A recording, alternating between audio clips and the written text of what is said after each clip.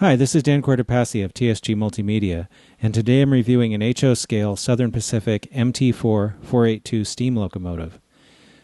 This model is made by Athearn Genesis. Earlier we reviewed one of the models from the first run. This new run has a different tender, and it's also offered in the daylight scheme. These daylight painted engines were used often on the San Joaquin Daylight in the 1940s and 50s. The MSRP for the DC-only version of this engine is $319.98. It's also offered with DCC and sound for $419.98. This model has really nice paint. It's very crisp and even. All of the lettering is legible. Even the builder's plate is readable with magnification. The detail on the model is really outstanding. They've really done a good job capturing the plumbing and other things that make a steam locomotive so interesting to look at.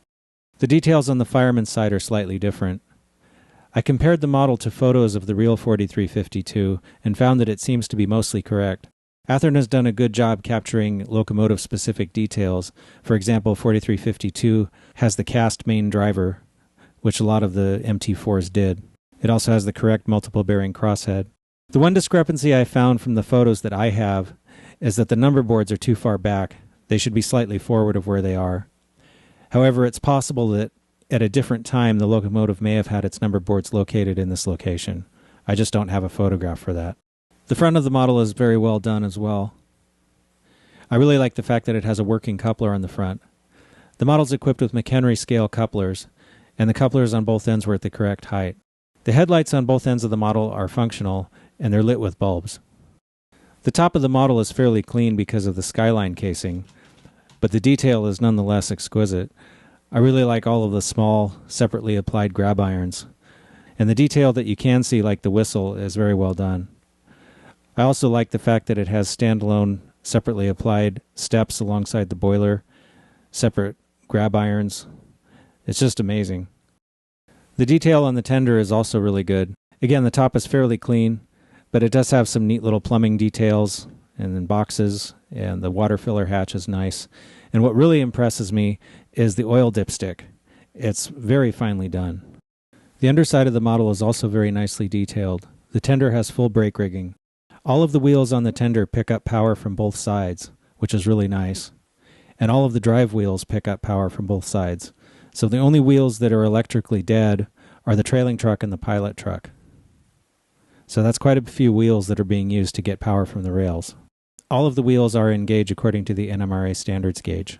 This is the DC version of the model, so I'm running it on DC power.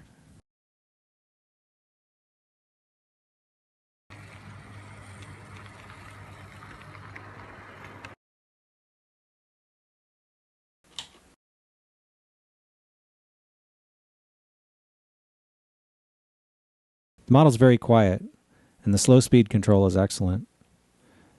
I suspect with a back EMF DCC decoder it would be even better.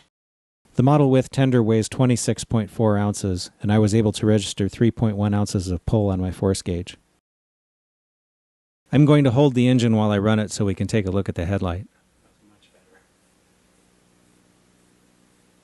The number boards are also lit up, which is kind of neat. And one thing I really like that Athearn did is they give you decals so you can put either the train number or the engine number with an X in the number board, as was SP Practice. And the train numbers they give you are 51 and 52. This engine has a 6-pin plug to carry electricity between the engine and tender, and a drawbar to accomplish the mechanical connection. The drawbar fits underneath this shelf and snaps into a round post inside the tender to hold it securely together. I did find that it was a little bit difficult to get the plug into the socket on the locomotive. I ended up having to use some needle nose pliers to do that because I really couldn't get my fingers in there. So this is the kind of model you probably want to get set up and leave it on the layout if you can. One thing I really like is that the interior has full cab detail, and it even has dials on the gauges, which I thought was a really amazing touch. Another thing I really like is when the engine and tender are coupled, it has a very prototypical distance between the two. On the Athearn website, they say that this engine will go around a 22-inch radius curve. I have not been able to test that, but that's pretty tight for an engine like this. It would look a lot better on broader curves. This is one of the most amazing models that I've ever seen. So not only am I going to give it 10 out of 10 spikes, but this one definitely qualifies as epic. So congratulations, Athearn. You did a really good job on this one.